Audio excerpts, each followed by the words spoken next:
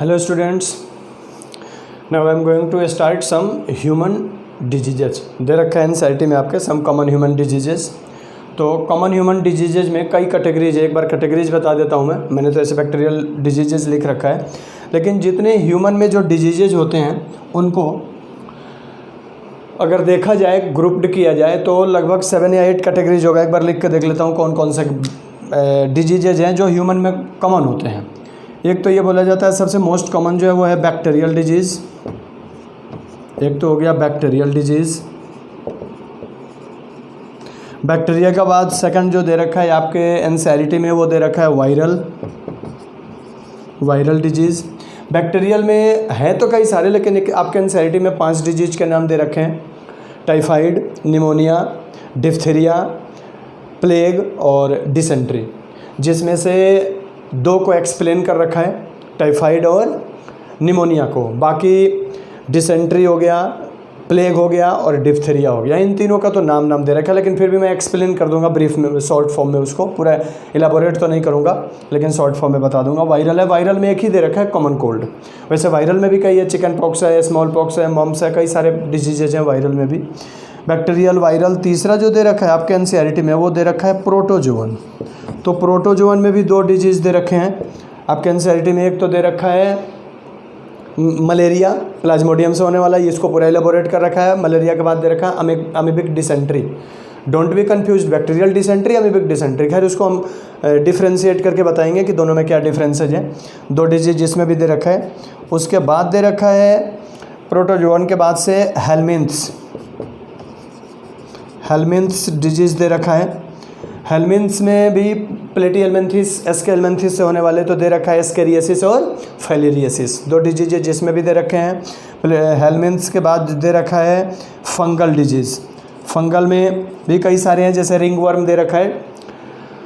Fungal के बाद इसमें और कोई दे रखा है, फंगल तक ही दे रखा है, फंगल के आगे नहीं दे रखा है। लेकिन इसके अलावा भी डिजीजेज होते हैं, जैसे और भी नाम मैं लिख देता हूँ यहाँ पे। आपने नाम सुना होगा माइकोप्लाज्मा से भी ह्यूमन में डिजीजेज होती हैं। माइकोप्लाज्मा के अलावा कुछ क्लेमाइडी हैं, क्लेमाइडी से भी डिजीजेज होते हैं। सब बैक्टीरिया का ग्रुप है, ध्यान रहे क्लेमाइडी। हालांकि बैक्टीरियल डिजीज में ही हम क्लेमाइडी को रख सकते हैं, माइकोप्लाज्मा को तो अलग रखा गया है। क्लेमाइडी का ही ग्रुप है, सारे मोनेरन्स हैं ये, क्लेमाइडी है। इसके अलावा रिकेट्सिया है, रिकेट्सिया से भी कुछ होता है, कुछ सम डिजीजेज उससे भी होते हैं। इसके अलावा और कौन हो गए? Bacterial, viral, protozoans, fungal, helminths, mycoplasma, और ये मेन कैटेगरीज हैं 7। और भी होंगे तो और भी हम लोग डिस्कस कर लेंगे। यहाँ तो मेनली जो शुरू करूँगा मैं वो बैक्टीरियल डिजीज करूँगा। बैक्टीरियल, इसके बाद से वायरल, फिर फंगल, एक एक करके सारे डिजीज का हम लोग डिस्कशन करेंगे।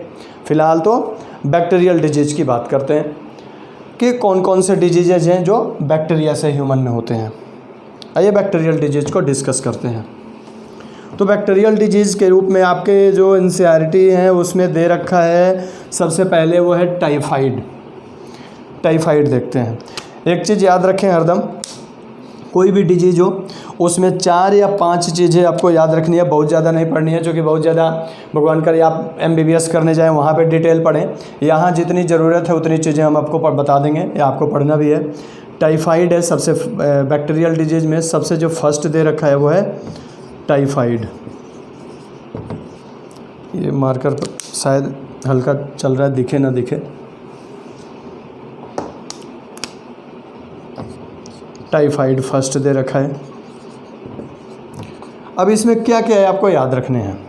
कोई भी डिजीज हो, बैक्टीरियल हो, चाहे वायरल हो, चाहे फंगल हो, कोई भी हो, सबसे फर्स्ट आप याद रखें इसके पैथोजेंस। पैथोजेंस का मतलब कॉजिंग एजेंट। तो टाइफाइड अगर हम पढ़ रहे हैं तो टाइफाइड में हमें क्या पता होना चाहिए? इसके पैथोजेंस पता होना चाहिए। Pathogens means disease causing agent. The bacteria that cause typhoid are called Salmonella typhi. Pathogens हुआ ये, कौन हुआ? Salmonella typhi. ये जो साल्मोनेला टाइफी है ये क्या है? इसका पैथोजेंस है।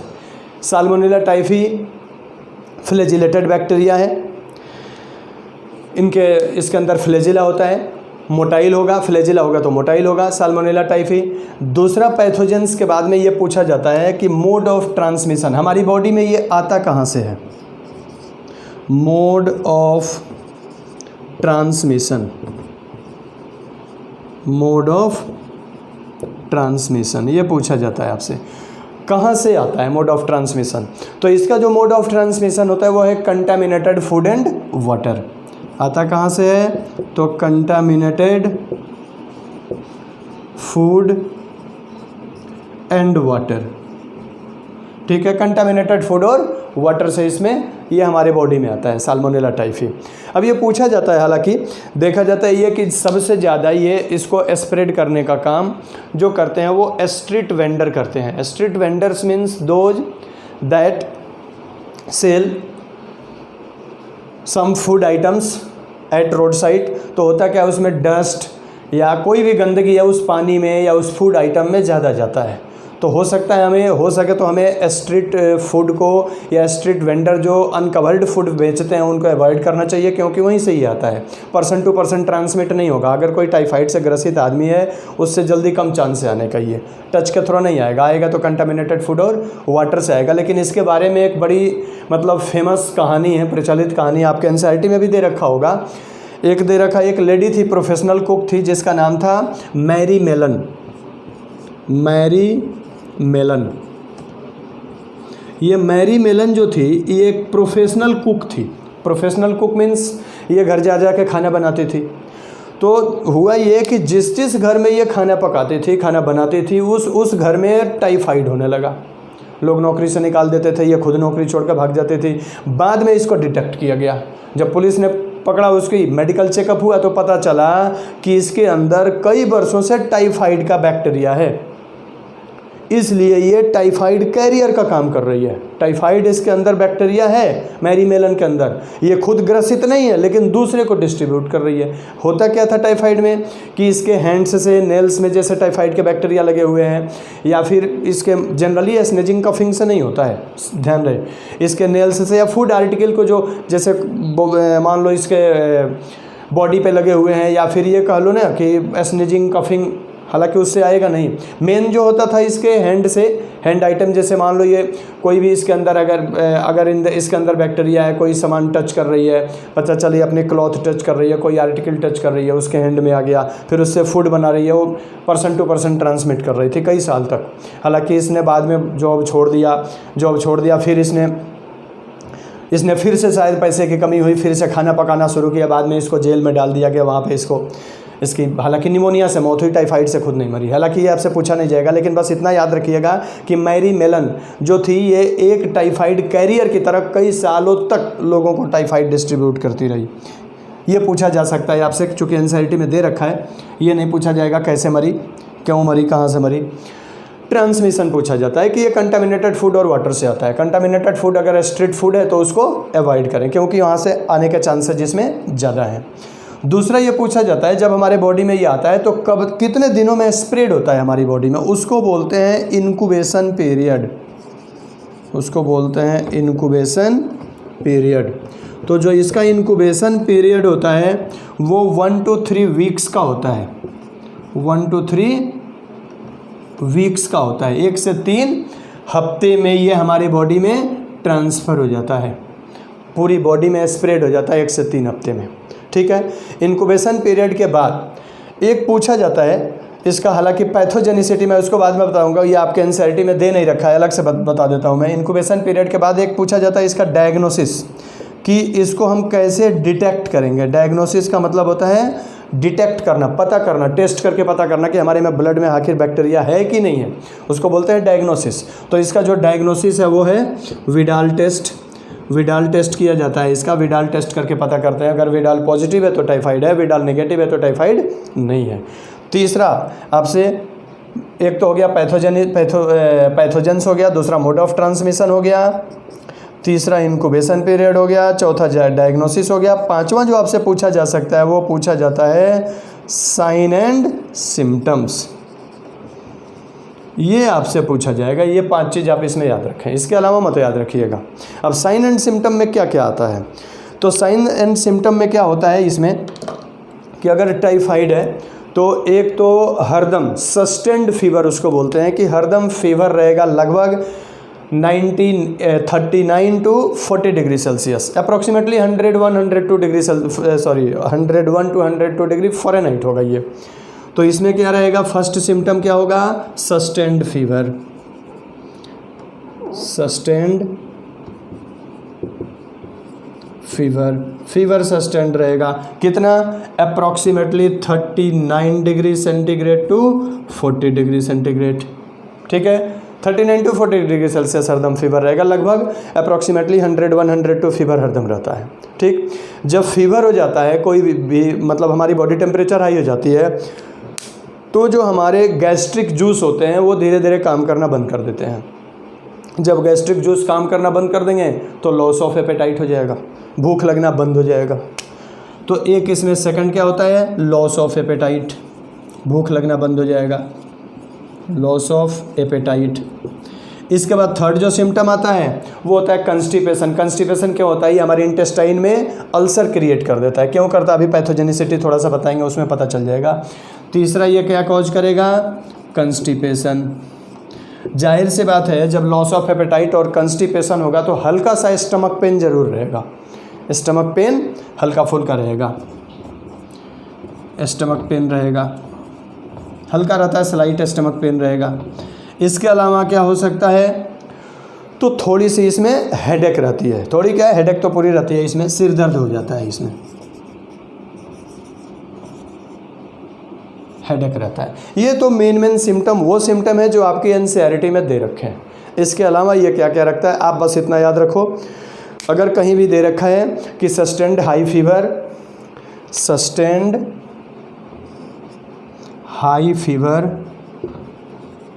Plus loss of appetite, constipation, headache दे रखा है तो समझो कि वो टाइफाइड का सिम्टम है। पूछ देता है कई बार कि ये किसके किसके सिम्टम है, ये किस डिजीज के सिम्टम है, या इस डिजीज का कौन सा सिम्टम है। आपको यही 3 चीज़ याद रखने हैं। अब देखो ये उसको बोलते हैं pathogenicity, how it affect our body organs है, हमारे बॉडी में आकर के ये कैसे हमारी बॉडी को डैमेज करता है। इसको चाहो तो वीडियो पॉज करके नोट कर सकते हो, या मैंने जो PDF फाइल दिया है उसमें ये सारा चीज़ें मैंने लिख रखा है, वो वहाँ से भी नोट कर सकते हो। अब इसकी पैथोजेनिसिटी देखते हैं, कैसे पैथोजेनिसिटी यानी कैसे हमारे बॉडी में अटैक करता है।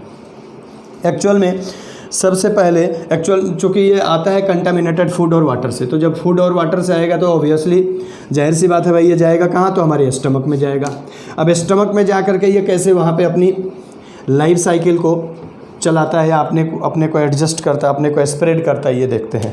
सपोज दैट मान लो हमारी ये इंटेस्टाइन हो गई, ठीक है, हमारी इंटेस्टाइन में जब ये आएगा बैक्टीरिया, ये मान लो suppose that lot of Salmonella typhi आ गया, ये लॉट ऑफ साल्मोनेला टाइफी यहाँ पे एंटर हो गया, ठीक है। अब ये साल्मोनेला टाइफी जब यहाँ आएगा तो आने के बाद ये धीरे धीरे क्या करता है कि हमारी इंटेस्टाइन में परफोरेशन, छेद करना शुरू कर देता है, पेनिट्रेशन करना शुरू कर देता है। और इंटेस्टाइन जो होती है उसके अंदर पड़े हो गए एलिमेंट्री कैनाल में 4 लेयर होती है, सिरोसा, मस्कुलरिस, सबम्यूकोसा और म्यूकोसा, ठीक है। ये क्या होते हैं कि यहाँ से एंटर कर जाते हैं ये म्यूकोसा में, क्लियर। अब जब म्यूकोसा में ये इंटर कर जाएगा तो म्यूकोसा में जा कर के ये सबसे पहले टारगेट करता है मैक्रोफेजेज को, क्योंकि म्यूकोसा में जितने भी बताया भी था मैंने माल्ट होते हैं, MALT, mucosal associated lymphoid tissue, ये 50% अकेले इम्यून सिस्टम को, हमारी पूरी मतलब बॉडी के इम्यून सिस्टम को रोकने का काम करते हैं माल्ट। ये आएगा म्यूकोसा में, यहाँ पे इसको क्या मिलेगा, मैक्रोफेजेस, यहाँ पे इसको मिलेगा macrophages. As you know macrophages is a type of WBC, सबको पता होगा। मैक्रोफेज जो होता है वो WBC का एक टाइप होता है। पढ़े होगे लिम्फोसाइट और मोनोसाइट, पढ़े हो तो मोनोसाइट पढ़े होगे कि मोनोसाइट जब लार्जर अपनी साइज इंक्रीज कर देता है, रिसेप्टर बना लेता है और इंक्रीज मतलब बड़ा हो जाता है, दैट इज कॉल्ड मैक्रोफेजेस। इसको आगे हम इम्यून में डिस्कस करेंगे, अगले टॉपिक में, डिजीज के बाद है इम्यूनिटी, उसमें डिस्कस करेंगे। ये मैक्रोफेजेस इससे क्या हो जाता है कि चला आता है लीवर में। जब लीवर में आ जाता है तो हल्का सा लीवर में ये स्वेलिंग ला देगा, लीवर में बहुत हल्का सा स्वेलिंग ला देगा ये। और लीवर के अलावा ये थोड़े से एस्प्लिन में भी ट्रांसफ़र होता है, ये लीवर से एस्प्लिन, लीवर में आकर के ये क्या होगा, मल्टीप्लिकेशन करेगा। और यहाँ से लीवर से जो इंक्रीज होगा, ये लीवर से जब निकलेगा ये यहाँ से मल्टीप्लाई होकर के, तो ये ज़्यादा खतरनाक होकर निकलेगा, डेंजर बन के निकलेगा ये। अब यहाँ से जब निकलेगा तो फिर ये हमारे ब्लड स्ट्रीम के थ्रू इंटर करेगा, कहाँ पे, इंटेस्टाइन में। जब यहाँ इंटेस्टाइन में ये आएगा तो ज़्यादा भयंकर रूप में आएगा, ज़्यादा खतरनाक काम करेगा। इंटेस्टाइन की वाल में परफोरेशन, छेद बना देगा, जिसके कारण पूरी की पूरी इंटेस्टाइन में क्या हो जाता है, अल्सर फॉर्मेशन हो जाता है, या ये कह लो कि यहाँ पे गैस्ट्रिक अल्सर की कंडीशन होने लगती है।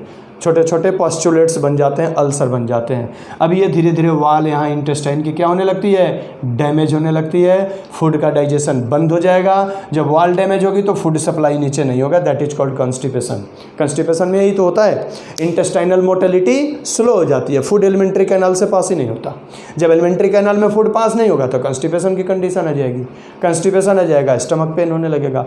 ये तो तब खतरनाक हो जाता है जब हम इसको उसके बाद भी अवॉइड करते हैं। ये धीरे धीरे पूरी इंटेस्टाइन को डैमेज करेगा।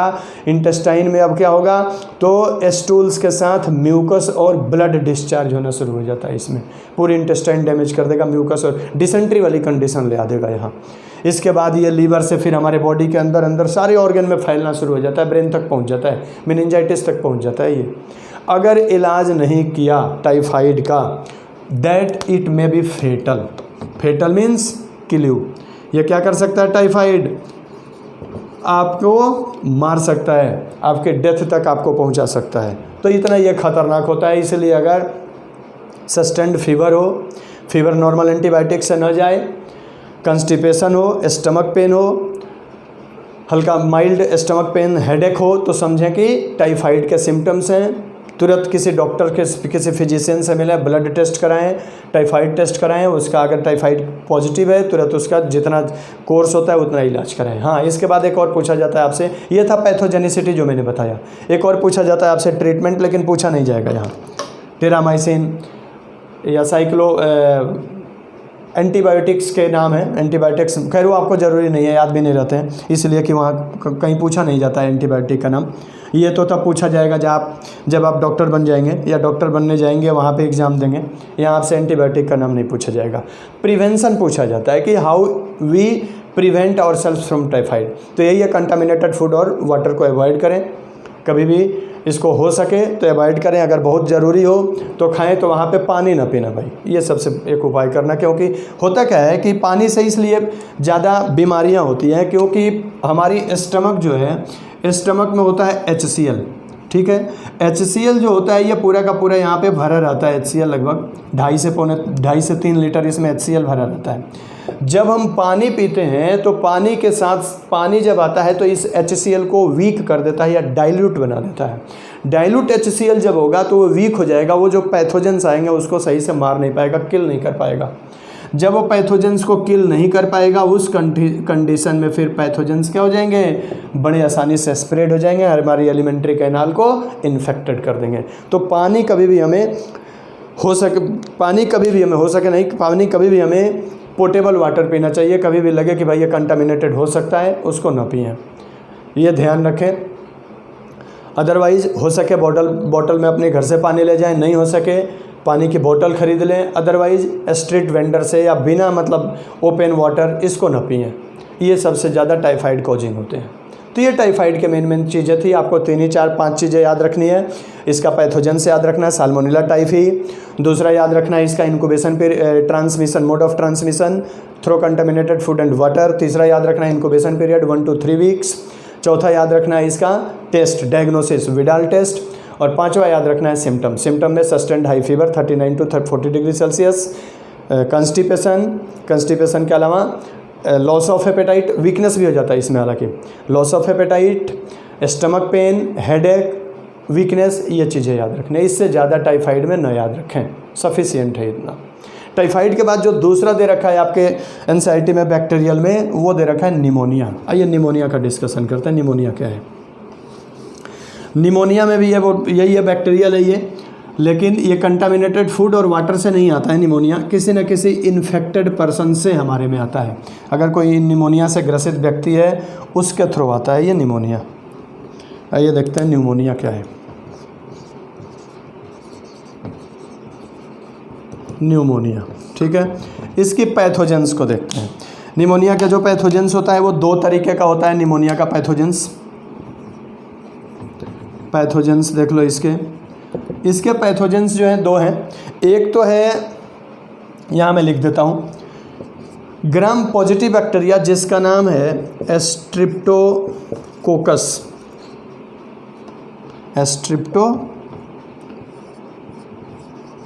कहीं कहीं इसी का नाम डिप्लोकोकस भी दे रखा है, लेकिन दोनों से होता है। स्ट्रिप्टोकोकस पढ़े हो गए +1 में, when coccus are in chain. एक होगा तो मोनोकोकस, दो होगा तो डिप्लोकोकस, जब चेन में होगा तो स्ट्रिप्टोकोकस, स्टेफाइलोकोकस पढ़े होंगे। तो इसमें दो होता है, एक स्ट्रिप्टोकोकस और एक डिप्लोकोकस। एक होता है स्ट्रिप्टोकोकस न्यूमोनी और दूसरा होता है डिप्लोकोकस न्यूमोनी, ठीक है। ये दो इसके पैथोजेंस हैं। सॉरी, एक हुआ ये ग्राम पॉजिटिव है, ध्यान रखना, हालांकि आपसे पूछेगा नहीं जल्दी, ये ग्राम पॉजिटिव है। दूसरा जो है वो ग्राम निगेटिव होता है, उसका नाम है हीमोफिलस इन्फ्लुएंजी। इसका नाम है Haemophilus influenzae. Don't be confused, influenza is a viral disease. Influenza is a viral disease. Influenza is a name of bacteria. यह ग्राम नेगेटिव होता है, यह ग्राम नेगेटिव या कैप्सुलेटेड होता है। दोनों में से किसी एक से निमोनिया हो सकता है। आपको स्ट्रेप्टोकोकस न्यूमोनिया, डिप्लोकोकस न्यूमोनी से हो सकता है, या हीमोफिलस इन्फ्लुएंजा से हो सकता है निमोनिया। तो ध्यान रहिए, दोनों का नाम याद रखने हैं आपको। डिप्लो नहीं भी याद रहे, आपके एनसीईआरटी में दिया है स्ट्रेप्टोकोकस न्यूमोनी, लेकिन डिप्लोकोकस न्यूमोनी कहीं मिल जाए तो डोंट बी कंफ्यूज्ड, इससे भी निमोनिया होता है। तो ये दो हो गए, स्ट्रेप्टोकोकस न्यूमोनी और हीमोफिलस इन्फ्लुएंजा। अब ये दोनों आते कहाँ से हैं, हमारे बॉडी में आते कहाँ से हैं? तो इन दोनों का जो मोड ऑफ ट्रांसमिशन होता है, मोड ऑफ ट्रांसमिशन, ये देखो कहाँ से होता है। मोड ऑफ ट्रांसमिशन जो है इसका, वो बोलते हैं कि ड्रॉपलेट इन्फेक्शन। अब ड्रॉपलेट इन्फेक्शन देखो क्या होगा, ड्रॉपलेट इन्फेक्शन में ये होता है, एरोसोल्स भी दे रखा होगा, एंड एरोसोल्स।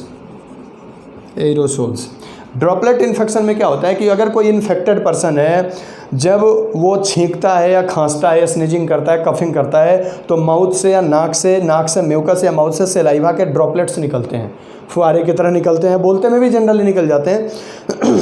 उसको हम बोलते हैं ड्रॉपलेट इन्फेक्शन। तो अगर कोई निमोनिया से ग्रसित पेशेंट है, हम उसके पास गए, उसके पास बैठे, अगर वो बोल रहा है, छींक रहा है, तो उससे जो ड्रॉपलेट निकलेगा, अगर उसको हमने इनहेल कर लिया हमने, तो हमारी बॉडी में आ जाता है। एरोसोल्स जो हम सांस लेते हैं, वेपर निकलता है, या उबासी करते हैं तो कई बार वेपर जो निकलता है, उस वेपर को हम बोलते हैं एरोसोल्स। उसमें भी निमोनिया, डिप्लोकोकस न्यूमोनी बाहर आता है। तो ये कंडीशंस इसमें होती है डिप्लोकोकस न्यूमोनी की और ट्रांसमिशन की। अब क्या होता है कि जनरली ये माना जाता है, होता भी है, जनरली ये बच्चों में होता है। कहीं भी देखना हॉस्पिटल में निमोनिया का वार्ड अलग होता है, एक महीने रखते हैं उसको। रीजन बच्चों को ले जाने के लिए रिस्ट्रिक्टेड होता है, भाई बच्चे ना ले जाएं, क्योंकि उनकी इम्यूनिटी एक तो कमज़ोर होती है, वो बहुत जल्दी अफेक्टेड होते हैं। अब क्या होगा, इसमें मोड ऑफ ट्रांसमिशन हो गया। इनमें जो डिटेक्शन होता है, डिटेक्शन देखो कैसे करते हैं, जिसको एक तो इनक्यूबेशन पीरियड लिखते हैं। फर्स्ट हो गया था पैथोजेंस, दूसरा हो गया मोड ऑफ ट्रांसमिशन, थर्ड हो गया इसका इनक्यूबेशन पीरियड। आईपी लिख देता हूँ मैं, don't be confused, 1 to 3 days होता है इसका, याद रखना। टाइफाइड का 1 to 3 वीक्स होता है, इसका 1 to 3 डेज होता है। ध्यान रखना, कई बार क्या होता है उल्टा सीधा बच्चे लिख देते हैं, इसका टाइफाइड वाला लिख देगा निमोनिया में, निमोनिया वाला लिख देगा टाइफाइड में। इसका 1 to 3 डेज होता है, याद रखिएगा, 1 से 3 दिन का होता है। इसके बाद अगर एक बार ये हमारी बॉडी में आ जाए तो करता क्या है, इसकी डिटेक्शन जो करते हैं, डायग्नोसिस जनरली एक्सरे करते हैं लंग्स का। करता क्या है समझ लो, फिर आगे पता चल जाएगा कैसे होता है ये।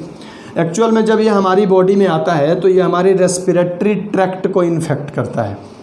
रेस्पिरेटरी ट्रैक्ट जब इन्फेक्ट करेगा पूरा का पूरा, तो इसका इन्फेक्शन के कारण जो हमारी लंग्स होती हैं, लंग्स में फ्लूइड भर जाता है, लंग्स की एल्वियोलाई में फ्लूइड भर जाता है। जैसे अगर मान लो सपोज दैट ये लंग्स की एल्वियोलाई हो गई, ठीक है, इस एल्वियोलाई के चारों तरफ होती है ब्लड कैपिलरीज, पड़े हो गए, ये ब्लड कैपिलरीज होती है जिनसे होके ब्लड फ्लो करता है। एक्चुअल में इसके ऊपर कवर्ड होती है, मैं अलग बता रहा हूँ समझाने के लिए, जिसमें क्या होता है कि डिफ्यूजन होता है, यानी कि ऑक्सीजन जो होता है वो हमारे लंग्स से आता है ब्लड में, और ब्लड का CO2 ट्रांसफ़र होके जाता है कहाँ पे, लंग्स में। होता क्या है कि इस इन्फेक्शन के कारण हमारे लंग्स के अंदर म्यूकस या कफ भर जाता है, या फ्लूइड आकर के इसमें एक्युमुलेट हो जाती है। अब जब फ्लूइड आकर के इसमें एक्युमुलेट हो जाएगी तो इनमें डिफ्यूजन का जो प्रोसेस है वो स्लो हो जाएगा, डिफ्यूजन होगा ही नहीं। जब डिफ्यूजन नहीं होगा तो बॉडी में हाइपोक्सिया की कंडीशन आ जाएगी, यानी ब्रीदिंग प्रॉब्लम होने लगेगी। जो मरीज होगा वो मुंह खोल के लंबी लंबी सांसें लेने लगेगा, हाँफने लगता है, वो लगेगा कि सांस लेने की कोशिश कर रहा है, या सांस लेने में उसको बहुत ज़्यादा मेहनत लग रही है, बहुत ज़्यादा काम करना पड़ रहा है सांस लेने में, तो ये कंडीशन होने लगता है। अगर ये बहुत ज़्यादा एक्युमुलेट हो गया तो डिफ्यूजन बंद कर देता है, पेशेंट के दम घुटने से मौत हो जाती है। तो शुरू में निमोनिया के साइन और सिम्टम देखते हैं पहले। अब क्या होता है कि जब इसका इसीलिए डायग्नोसिस जब करते हैं तो डायग्नोसिस के लिए क्या करते हैं, इसमें एक्सरे करते हैं हम। डायग्नोसिस में इसके एक्सरे करते हैं, एक्सरे करके देखते हैं कि लंग्स में फ्लूइड फील्ड है या कफ फील्ड है कि नहीं है। कफ फील्ड है, सांस लेने में उसके मतलब क्या हो रहा है, परेशानी हो रही है, मतलब नेसल में रेस्पिरेटरी ट्रैक्ट में ऑब्स्ट्रक्शन पैदा हो रहा है, सांस लेने में परेशानी हो रही है, तो समझते हैं कि भाई ये निमोनिया की कंडीशन है। दूसरा कंडीशन साइन और सिम्टम में क्या आता है, साइन एंड सिम्टम में एक तो इसमें फीवर होगा, फीवर के अलावा चिल, बॉडी जो होगी वो मतलब लगेगा कि शिवरिंग टाइप का होने रहा है, ठंडी लग रही है हल्की हल्की, फीवर होगा, चिल होगा, हेडेक, सिर दर्द शुरू हो जाएगा, हेडेक होना शुरू हो जाएगा, ब्रीदिंग प्रॉब्लम, रेस्पिरेटरी प्रॉब्लम, या इसको क्या कहते हैं हम, ब्रीदिंग प्रॉब्लम, ब्रीदिंग प्रॉब्लम शुरू हो जाती है इसमें, मतलब सांस लेने में परेशानी होना शुरू हो जाता है। ये अगर होने लगे तो समझो निमोनिया का सिम्टम है। जब ये सिम्टम ज़्यादा हमारे बॉडी में सीवियर हो जाता है, सीवियर यानी संक्रामक स्थिति में आ जाएगा, डेंजर कंडीशन में आ जाएगा, उस समय ये क्या करते हैं, क्या हो जाता है कि हमारी बॉडी में लगता है कि पॉइजन फैल गया है। क्या हो जाएगा सीवियर केस में, सीवियर के यानी कि संक्रामक स्थिति में, सीवियर केस में क्या होगा, lips and nails, lips and nails become क्या हो जाएंगे, बिकम या टर्न्स ग्रेइश या ब्लूइश, क्या हो जाएंगे, ये ग्रेइश या ब्लूइश हो जाते हैं, ग्रे कलर के हो जाएंगे या ब्लू कलर के हो जाएंगे। नाखून और लिप्स ब्लू होने लगेगा कि पॉइजन आ गया है बॉडी में, तो ये कंडीशन हो जाता है। जनरली सीवियर के बाद बचाना मुश्किल होने लगता है इसमें, निमोनिया में। इसमें बस इतना याद रखिएगा, सीवियर कंडीशन, कॉमन सिम्टम में चिल, फीवर, इसके अलावा headache, breathing problem. In severe condition nails and lips become bluish और ग्रेइश, लिप्स और नेल्स जो होते हैं वो ब्लूइश या ग्रेइश होने लगते हैं। तो ये मेन 2 डिजीजेस थी, कौन कौन, बैक्टीरियल, तो एक थी टाइफाइड और दूसरा निमोनिया। इसके बाद 3 और बैक्टीरियल का नाम दे रखा है, मैं उसको ब्रीफ में बता देता हूँ एक बार क्या क्या होता है, कहीं आपको मिल जाए तो कंफ्यूज ना हो। एक तो दिया है डिसेंट्री, डिसेंट्री दिया है, ठीक है, सैजिला डिसेंट्री का कारण होता है, इसका पैथोजेंस जो है, एक बार मैं लिखते चलता हूँ, पैथोजेंस जो है इसका सैजिला डाइसेंट्री है। ये भी कंटामिनेटेड फूड और वाटर से आता है। मोड ऑफ ट्रांसमिशन कहाँ से आएगा, कंटामिनेटेड फूड और water, contaminated food and water से आता है ये, ठीक है।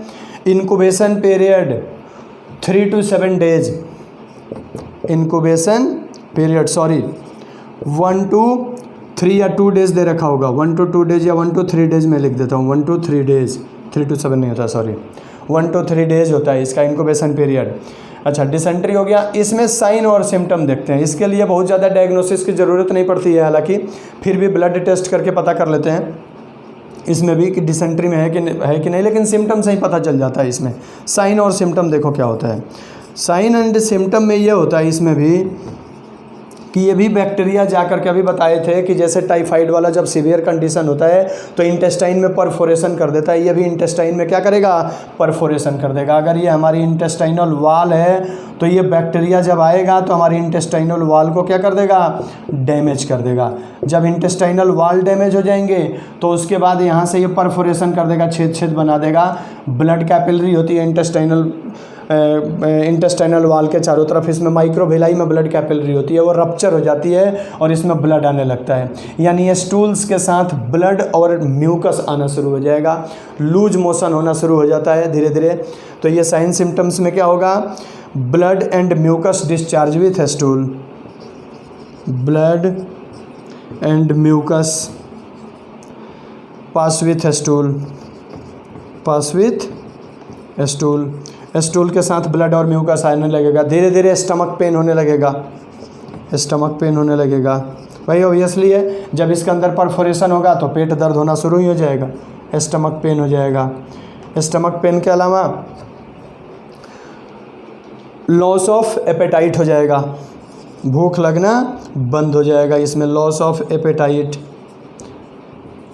इसके अलावा जब स्टूल के साथ म्यूकस और स्टूल ज़्यादा डिस्चार्ज होने लगता है तो बॉडी में पानी की कमी होने लगती है, जिसको बोलते हैं डिहाइड्रेशन, डिहाइड्रेशन होने लगेगा। इसीलिए तो इसमें ORS देते हैं, ओरल रिहाइड्रेशन सॉल्यूशन देते हैं, या फिर सेलाइन चढ़ाते हैं, सेलाइन के थ्रू बॉडी में पानी की एवेबिलिटी को बना के रखते हैं। ये सिम्टम्स कॉमन है इसमें।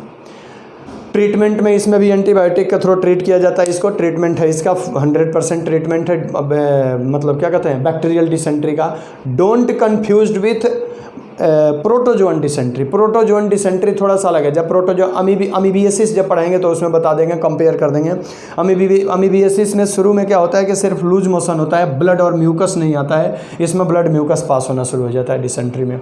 अमीबियसिस भी कंटामिनेटेड फूड और वाटर से होता है, डिसेंट्री भी कंटामिनेटेड फूड और वाटर से होता है। दोनों का लगभग कॉमन भाई की तरह लगते हैं, लेकिन है दोनों अलग, डोंट बी कन्फ्यूज्ड। तो ये डिसेंट्री है। डिसेंट्री के बाद एक पूछा जाता है जनरली, इसको बहुत ज़्यादा याद रखने की जरूरत नहीं है, आपके बोर्ड में नहीं आएगा, हो सकता है नीट में आ जाए, इसलिए मैंने बता दिया। एक और है, नाम दे रखा है प्लेग, जिसको बोलते हैं बुबोनिक प्लेग या ब्लैक डेथ। अब ये नहीं होता, पहले होता था। पहले तो होता था तो पूरे गांव के गांव ख़त्म हो जाते थे इसमें, प्लेग में। कहते भी थे लोग कई जगह गांव में कि प्लेट आ गया, प्लेट आ गया। प्लेट नहीं होता था, प्लेग होता था। ये एक बैक्टीरिया से होता है जिसको बोलते हैं यार्सिनिया पेस्टिस, यार्सिनिया पेस्टिस। यार्सिनिया पेस्टिस जो होता है ये इन्फेक्शन करता था रैट फ्लिया में। रैट फ्लिया आकर के फिर ये रेटस यानी कि चूहे को इन्फेक्ट करता था और ये चूहा जब हमारे फूड आर्टिकल खाने आता था तो इस रैट से आ जाता था, किसमें, ये ह्यूमन में। जब एक बार ह्यूमन में आ गया उसके बाद तो ये महामारी की तरफ फैलेगा, कोरोना से ज़्यादा खतरनाक होता था। इसमें तो सस्टेंड हाई फीवर से लोग मर जाते थे। 103, 4, 5, 6 डिग्री टेम्परेचर हुआ, पेशेंट की डेथ हो गई। वोमिट होता था उसमें, हाई फीवर होता था, वोमिट होता था, उसके बाद पेशेंट की डेथ हो जाती थी। बहुत डेंजर था ये। अब तो इसको कंप्लीट इरेडिकेट कर दिया गया। कंप्लीट तो नहीं बोल सकते, हो सकता है कहीं ना कहीं आ जाए।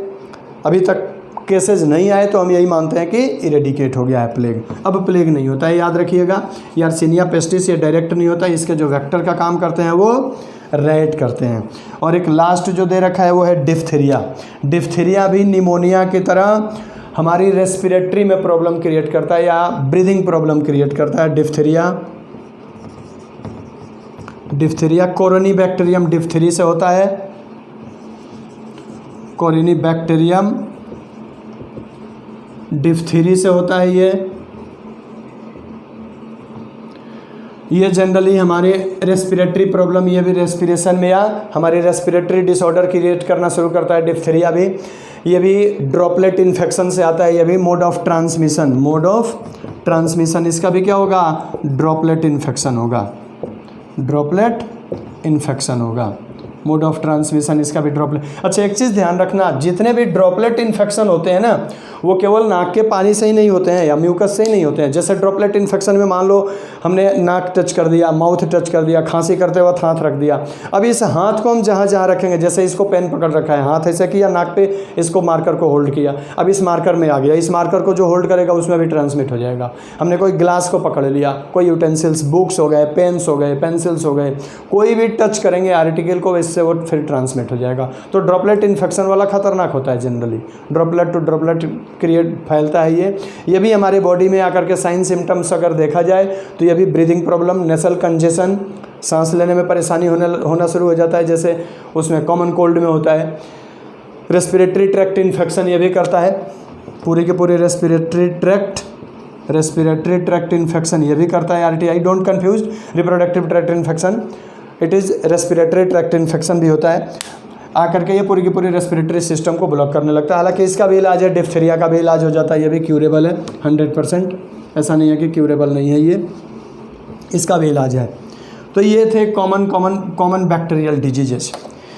ठीक है, नेक्स्ट लेक्चर में चूँकि वायरल डिजीजेज भी हैं, नेक्स्ट लेक्चर में फिर वायरल डिजीज को हम एक्सप्लेन करते हैं। ओके।